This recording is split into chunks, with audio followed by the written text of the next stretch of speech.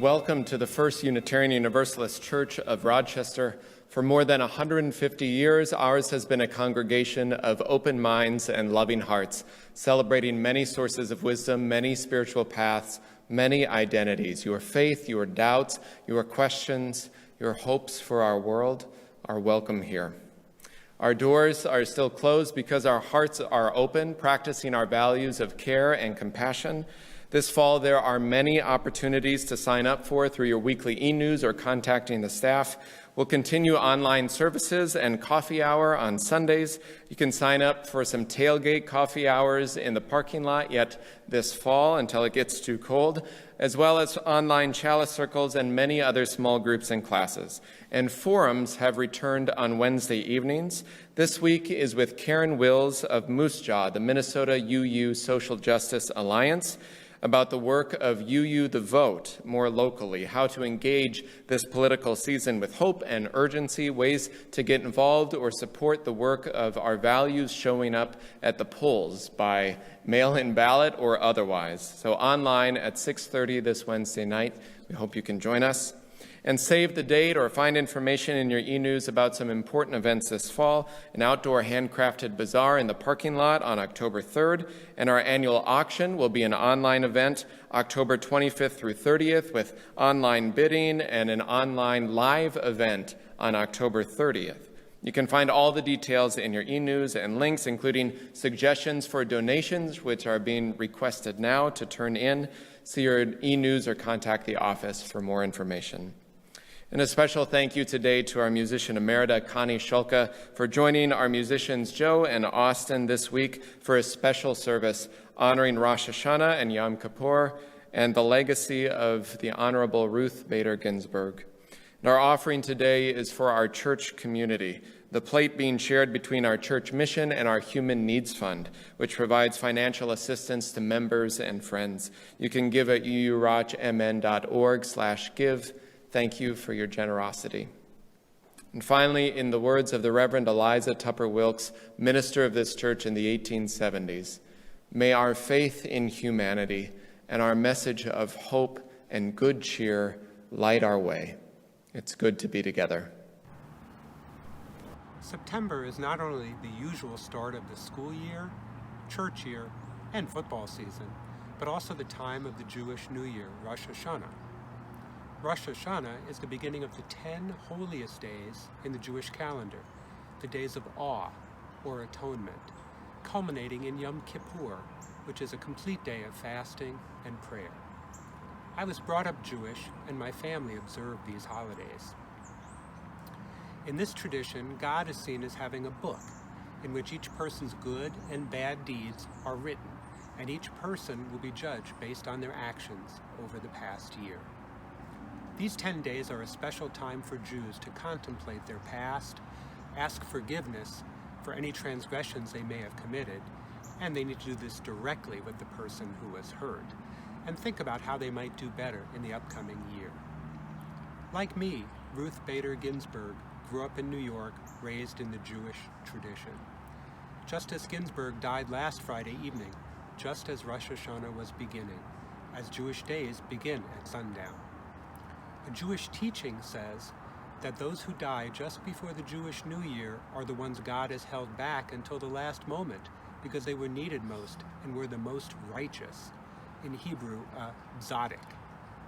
It is my privilege to light this chalice in honor of an amazing woman who definitely lived the life of a tzaddik.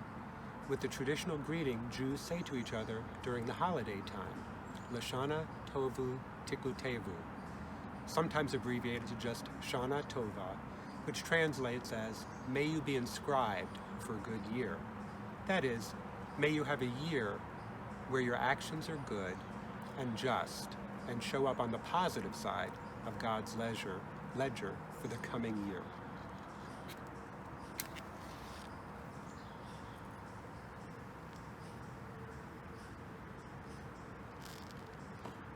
May it be so.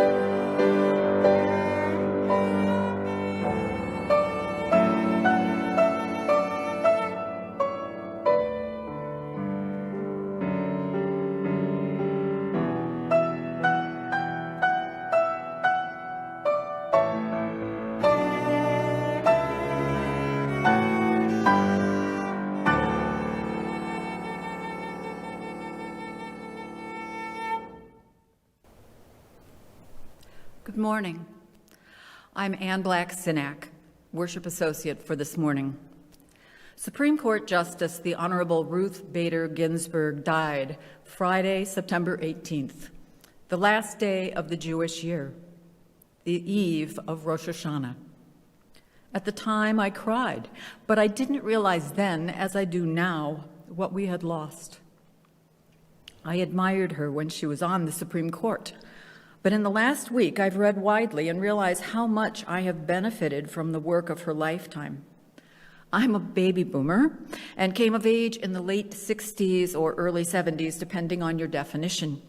Ruth Bader Ginsburg was at that time working to remove barriers to the participation of women in all areas of life, including massive changes in family, tax, and financial law that have made it possible for women to be financially independent, the ability to have a credit card in my own name, the removal of pay discrimination, guarantees that I wouldn't lose my job if I got pregnant. I benefited massively from all of these changes, most of which we take for granted today. Perhaps we should not. The ERA has not passed. During COVID times, my husband Larry and I have watched Madam Secretary for date night. The last episode we watched concerned the negotiating of a treaty between the Afghan government and the Taliban. The resulting agreement let women be educated more or less, but they couldn't drive cars and could not work in the government. This meant that a number of women, including the Minister of Education, lost their jobs. What struck me at the time was that women's rights were being used as bargaining chips, as though we were less than human. Ruth Bader Ginsburg fought for me and for all women, for women as human beings with the same legal rights as men. She fought vigorously using the law and words. Those words, perhaps most importantly, the words of her dissents, become the case history on which future decisions will rest. In the Jewish tradition, there is a resonance about a death on the eve of Rosh Hashanah. There is a belief that God knows that the most righteous among us are desperately needed here. So God waits to take them until the last moment, the last day of the year. So with Ruth Bader Ginsburg. As the Jewish year commences, I would like to see us honor her memory with our UU the Vote efforts to ensure that everyone eligible to vote this year is registered and has the opportunity to cast a ballot. That work has never been so important.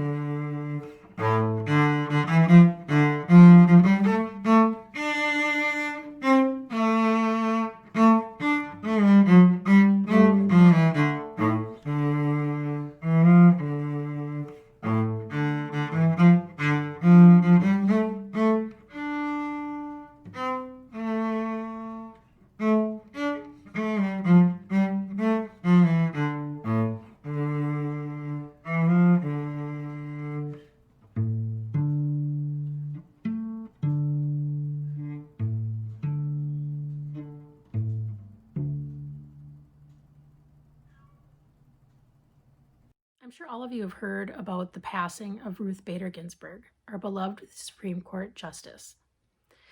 But I'm wondering how many are aware of her background and how she had to fight to get to be where she was on the Supreme Court. So today's Time for All Ages includes a book about Ruth and how she rose to the highest court in the land. I Dissent. Ruth Bader Ginsburg Makes Her Mark. Written by Debbie Levy, illustrations by Elizabeth Baddeley. You could say that Ruth Bader Ginsburg life has been one disagreement after another.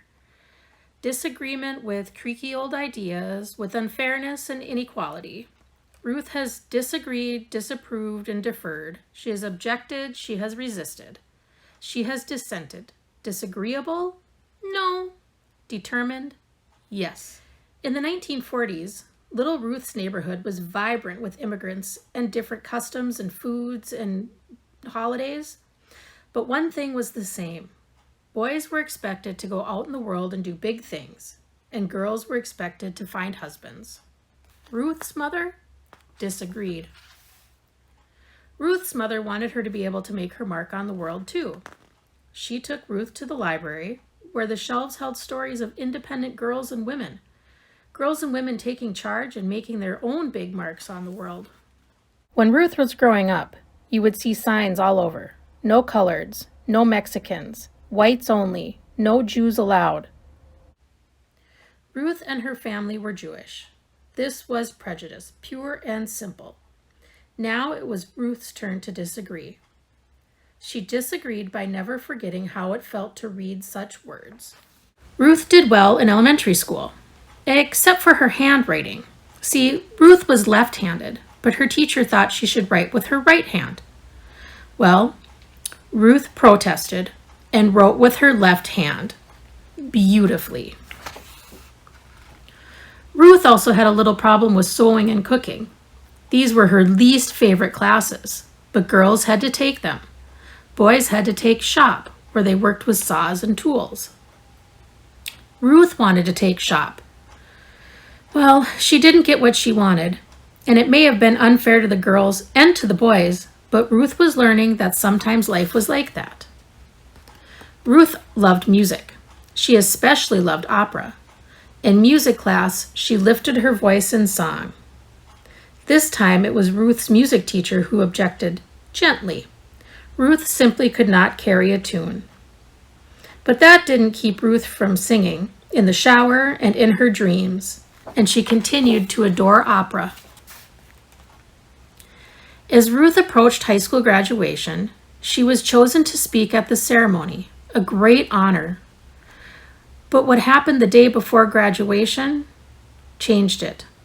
Her mother, being sick with an illness, died. There was no agreeing with this. There was no disagreeing. This simply was. Ruth did not go to her graduation.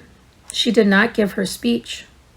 Still, Ruth knew what her mother wanted. 3 months later, Ruth left home to attend college. Not many girls attended college in the 1950s, and many told Ruth that. But one day, she met a man, Martin Ginsburg, and they made a plan. Both of them would go to law school. Many thought Ruth shouldn't go because she was a woman. Ruth disapproved. So did Marty. They got married. They both went to law school, and they had a baby. Ruth's law school had 500 men and 9 women. Upon graduation, she was tied for first in her class, but no one would hire her. No men wanted to work with a woman, or a mother, or someone who was Jewish. Ruth resisted and persisted, continuing to fight for equal rights for everyone. Ruth brought the fight for equal treatment all the way to the Supreme Court. She had to show these 9 men that a person's choices shouldn't be limited just because she was born a girl. Sometimes Ruth and Marty's children received confused looks when they said their mother argued cases in the Supreme Court and their father made the family's dinners. People found this strange. Ruth, Marty, Jane, and James did not concur. Ruth became a well-known lawyer. Then she became known as a first-rate judge, and President Bill Clinton asked her to be a justice on the Supreme Court. Along with the other 8 Supreme Court justices, her job would be to decide the most significant cases and answer the most difficult legal questions in the United States. Ruth agreed. So in 1993, Justice Ruth Bader Ginsburg became the first Jewish woman on the nation's highest court. Justice Ginsburg can be very convincing. In one dissent, she explained why the court was wrong to rule against women workers who were fighting to get paid the same as men. Congress and the president agreed with her and passed a law to undo the court's ruling. Many have cheered Justice Ginsburg for her persistence and independence. They've called her a rock star, a queen, and a goddess. Of course, she isn't any of these things, but to many, she is a hero. She's made change happen and changed minds. She cleared the path for people to follow in her footsteps, girls in college, women in law school, and everyone who wants to be treated without prejudice. Step by step, she made a difference. One disagreement after another. So take a cue from Ruth Bader Ginsburg and continue to fight for what you think is right and what you know to be the truth, because everyone is equal and we need to continue on for her.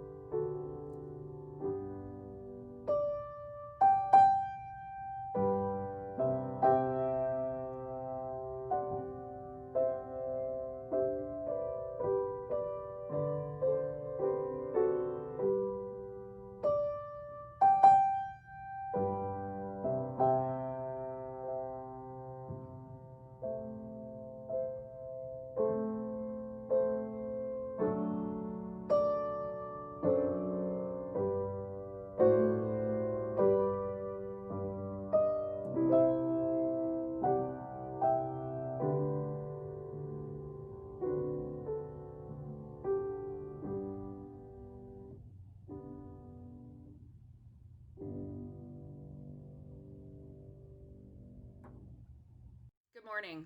It is good to be with you. We are separated by space and time, but we are still together, and we gather in a virtual way as we continue to create a place of communal caring and connection. Be enriched by the virtual presence of each other, and draw yourself closer into the heart of love at this time of service and reflection. In this time together, we ask that our minds be open, our hearts welcoming, our arms embracing. We honor all who support us in this caring, loving, and all-inclusive ministry. We send gratitude to Marianne Hakama, serving as our caring coordinator for the last 2 weeks, arranging care for our members and friends in need. Jean Hansen and Colleen Murphy will take over tomorrow for the next 2, and we thank them for that. The members of our caring committee are wonderful examples of our compassionate community, holding us up as we go through these difficult times. And as we continue through this time of staying at home, many of us may need additional care, whether it be personal, pastoral care, grocery delivery, or an errand run. And we encourage you to reach out to Reverend Luke or myself with that request. We thank all of you who have served our congregation during this challenging time. Today's flowers are shared by Jeannie and Bill Hendy and their daughter, Corel Hendy. This is artwork that was created with vibrantly colored veggies from her garden's abundance with the message, "Blessings to everyone." In this community, we make time each week to share pieces of our lives with one another. We do this because each person here has value. Each person's experience matters. We lift up those whose lives are touched by sadness, by illness, by worry, or by loneliness. We revel in those who are celebrating joys in their lives. May their happiness lift us all. May all of us find comfort, hope, joy, and healing strength in this community. We hold so tight in our embrace this morning Ron Crissup. Ron has been receiving Mayo Home Hospice, suffering from end-stage interstitial lung disease. As he and his wife Bonnie go through this challenging time, we ask that you keep them in your thoughts, sending love from our church family. As we have over these last few months, we need to continue to reach out to all in our community to let them know that we are still here and still holding and supporting them. We encourage you all to send cards and make calls to those that you love and support local businesses as you can, opening the doors of communication and connection. May the faith in the Spirit of life, love for the community of earth, and love for the light in each other be ours now and in all the days to come. Take a moment, take a breath, pause, take an easy breath. Remember the breath of life. Find your breath and center down. Feel below you the earth holding you with its ancient turning. Feel above you the sky and the stars holding you in their ancient light. You here, present in this moment right now. I invite you into this time of meditation, this time of prayer in this house which names and knows you as beloved, as sacred. I invite you into this time first by sharing silence together.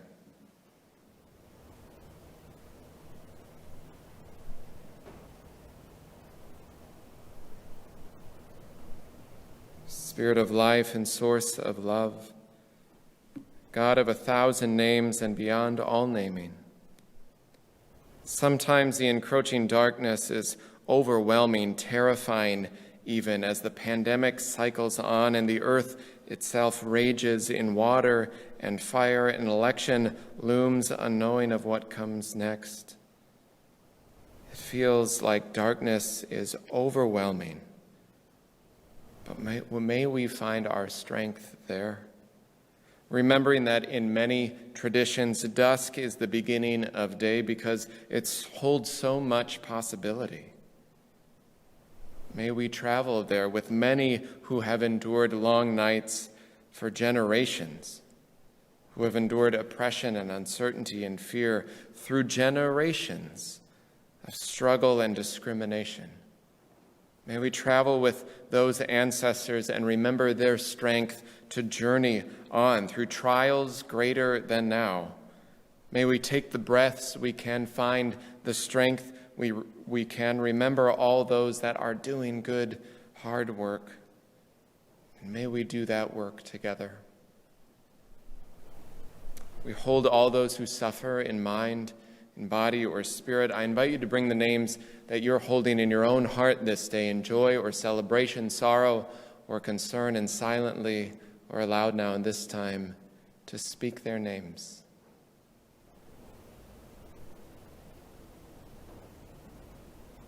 For all those names and many others, may we all be held in love and strength.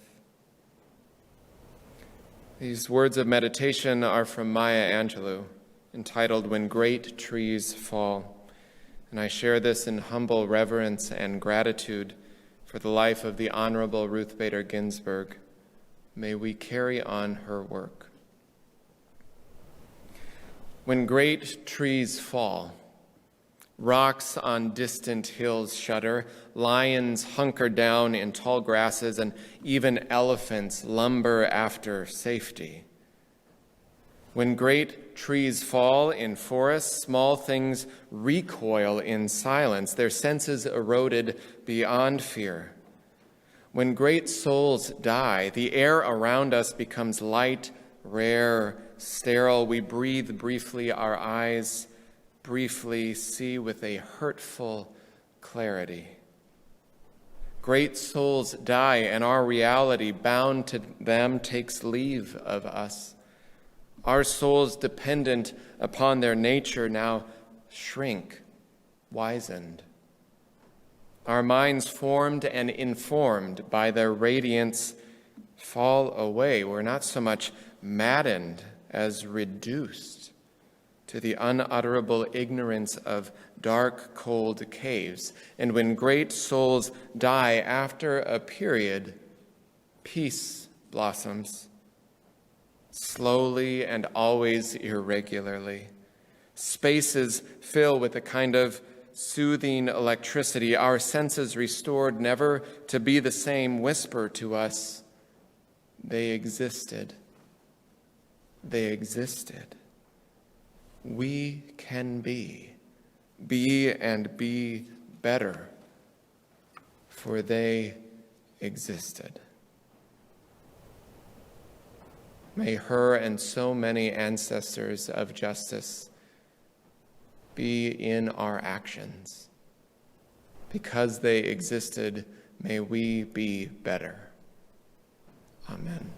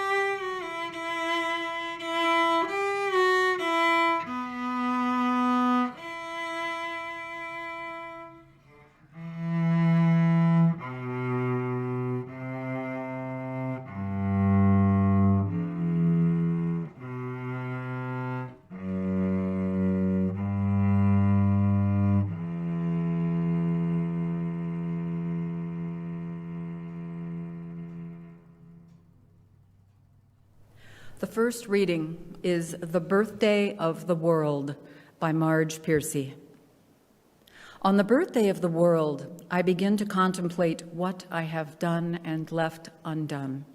But this year, not so much rebuilding of my perennially damaged psyche, shoring up eroding friendships, digging out stumps of old resentments that refuse to rot on their own. No, this year I want to call myself to task for what I have done and not done for peace. How much have I dared in opposition? How much have I put on the line for freedom, for mine and others? As these freedoms are pared, sliced, and diced, where have I spoken out? Who have I tried to move? In this holy season, I stand self-convicted of sloth in a time when lies choke the mind and rhetoric bends reason to slithering, choking pythons. Here I stand before the gates opening, the fire dazzling my eyes, and as I approach what judges me, I judge myself. Give me weapons of minute destruction. Let my words turn into sparks. The second reading are the words of the Supreme Court Justice and Justice Advocate who died last week, the Honorable Ruth Bader Ginsburg. Dissents speak to a future age. It's not simply to say, my colleagues are wrong and I would do it this way. But the greatest dissents do become court opinions, and gradually, over time, their views become the dominant view. So that's the dissenters' hope, that they are writing not for today, but for tomorrow.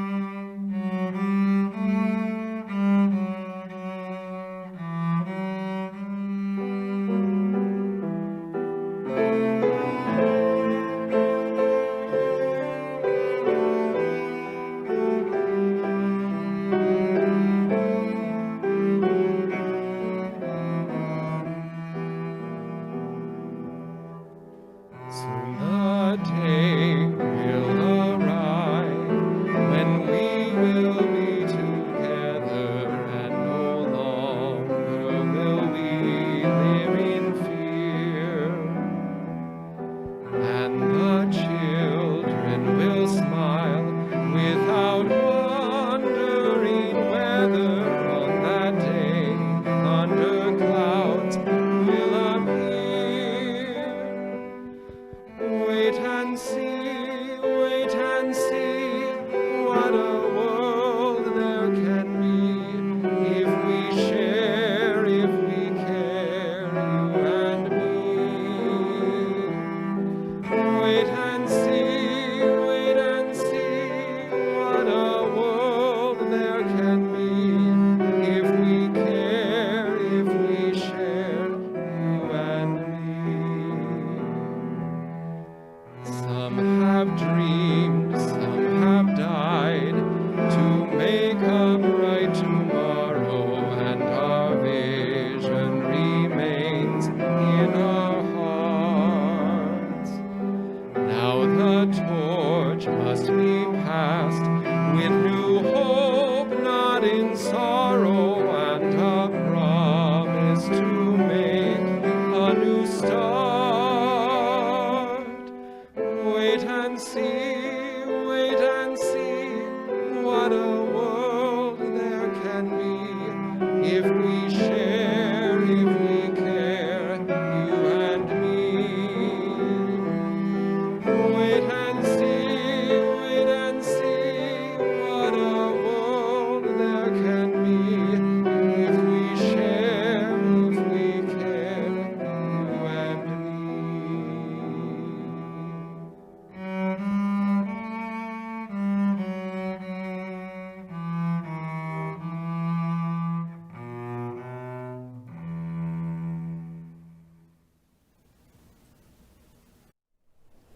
Dissent is patriotic, the button said, displayed very bravely on my college bag around campus.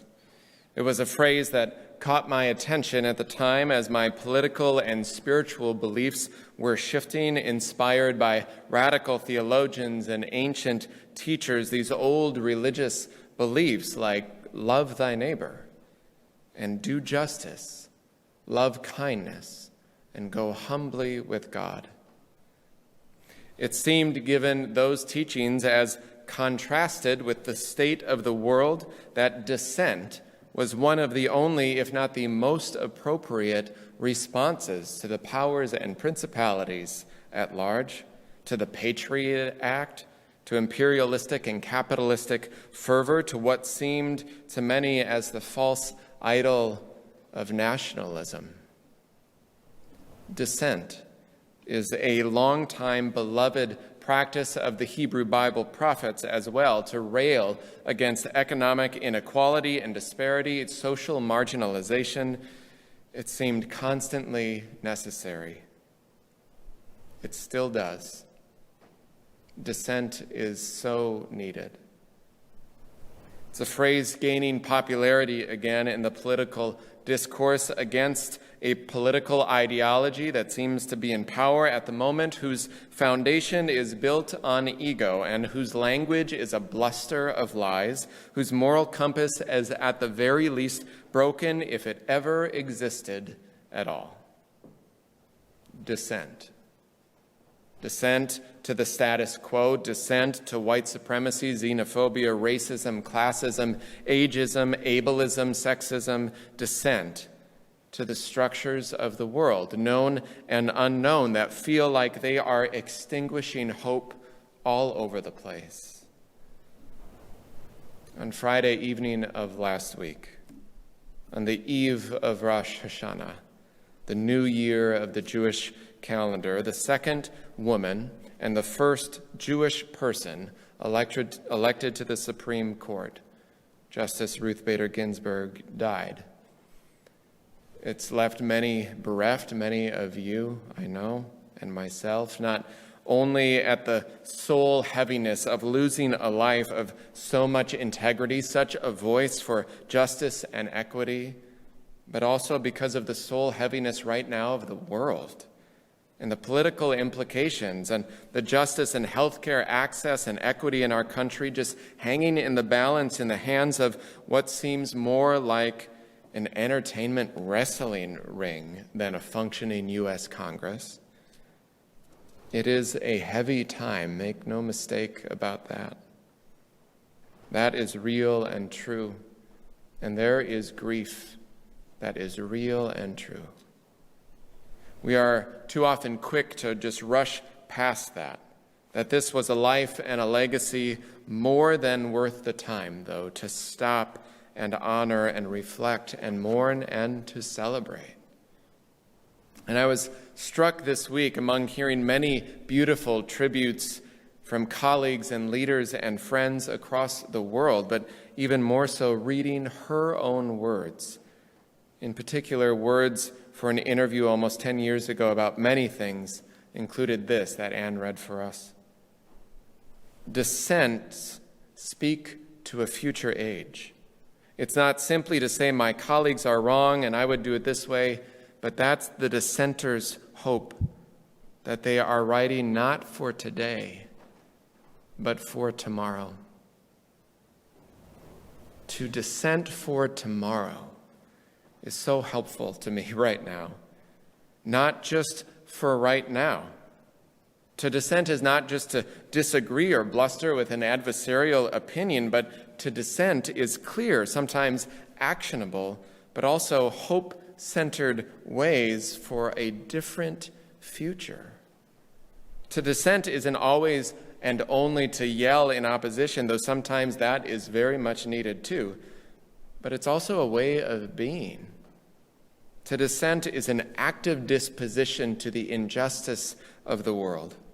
To dissent, not just for today, but for tomorrow, is to dissent with your voice, with your vote, with your actions and your resources. To dissent with your living and your purchasing and your showing up for the things you believe in, however you can show up. To dissent in the best way is to live in such a way that helps turn the tide, flips the scale, knows that we make progress and sometimes fall back and we have to keep doing it and getting back in it again and again and again. It is part of the turning of the world, the bending of the arc toward justice. And if it's going to bend at all, it needs all of us to take hold of it and bend it. The button on my bag was a good reminder, not just to make a statement, but a reminder that dissent is active and has to be rooted in hope for the world that turns toward a better future. A button is an easy thing to place on a bag, especially on a college campus, but doing the work takes determination, commitment, holding yourself and each other accountable to that work for the long haul. And this is exactly what Rosh Hashanah and Yom Kippur, the Jewish holy days marking this time of year, is about. A new beginning in the new year of Rosh Hashanah, and atonement, confession, and forgiveness in community, making amends, is Yom Kippur. At the last meeting of your church board, Joe Lobl began with our opening reflection, and I asked him to share it for today's chalice lighting. Speaking of his days growing up in a Jewish household, the phrase he shared that really stuck with me was the phrase Shana Tova, the blessing for a sweet, good new year. And he shared that it was not just a blessing to have a good year, but to do good in the coming year, to be good in the new year, to help create goodness in the year ahead. I love that phrase. And that is rooted in Yom Kippur, making amends, remembering where we have fallen short of our best selves, our best communal selves, our best aims. As Jewish poet Marge Plercy writes, "No, this year I want to call myself to task for what I have done and not done for peace. How much have I dared in opposition? How much have I put on the line for freedom, for mine and others? As these freedoms are parsed, sliced, and diced, where have I spoken out?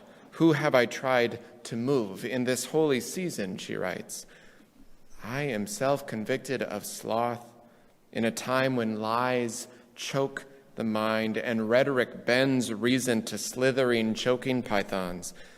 Here I stand before the gates opening, she writes, the fire dazzling my eyes, and as I approach what judges me, I judge myself. Give me weapons of minute destruction, and let my words turn into sparks. The line that stuck with me this year in reading this, was how much have I dared in opposition? How much have I dissented to the injustices of the world? How much have I come to term with my own known and unknown complacency or slothness in this time when lies choke the mind? Ruth Bader Ginsburg dissented often, not just in court rulings, but in life. She dissented to the systems of patriarchy. She dissented with persistence when no one would hire her, though she graduated at the top of her class in law school at Columbia. She dissented, as what one colleague said, as a giant among men. And as the Jewish tradition proclaims, at the death of a beloved, may their memory bring a blessing. Mar Chatima Tova, may she be inscribed in the book of life. Hers was a life of active dissent. Hers was a life of daring opposition. May her memory and the world of justice we're called to create judge our actions now, knowing that we don't always get immediate results, not even close, but we're working for tomorrow. May our remembering of her for a future yet unknown turn our words, our grief, our fear mingled with our hope, our actions into sparks of light for a new year that is worthy enough, good enough for her, worthy enough and good enough for us, and bright enough to lead us through the dark possibilities of night.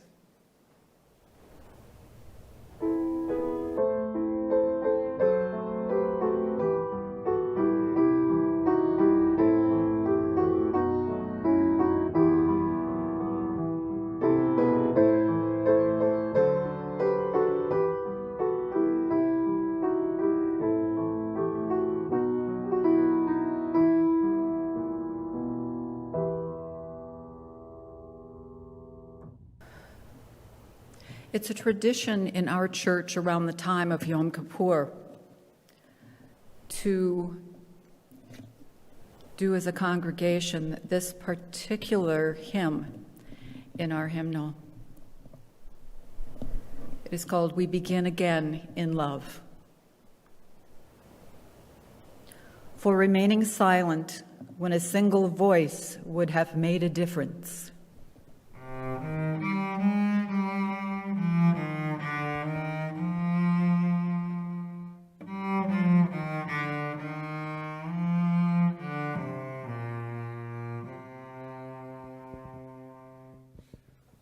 We forgive ourselves and each other. We begin again in love. For each time that our fears have made us rigid and inaccessible. We forgive ourselves and each other. We begin again in love.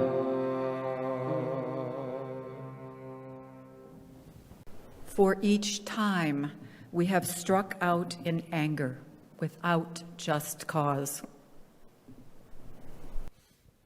We forgive ourselves and each other. We begin again in love. For each time that our greed has blinded us to the needs of others. We forgive ourselves and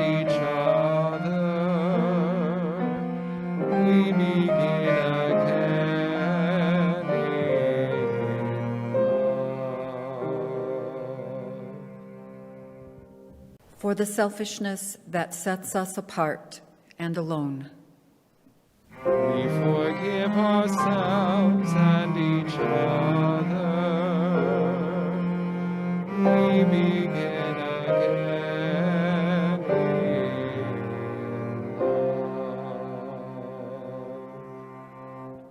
love. For falling short of the admonitions of the Spirit. We forgive ourselves and each other.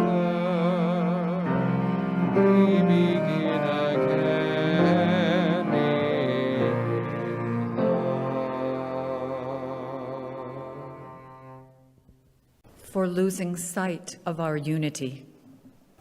We forgive ourselves and each other. We begin again in love.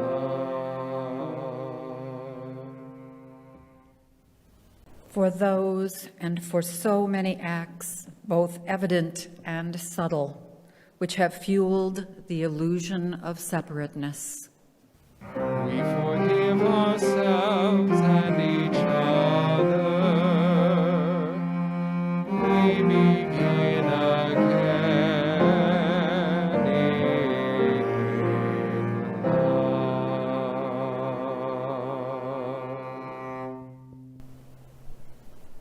In the rising of the sun and in its going down, and in our actions and voices and hopes and workings for a more just world, we will remember her and all ancestors who have taught us the ways of a better world.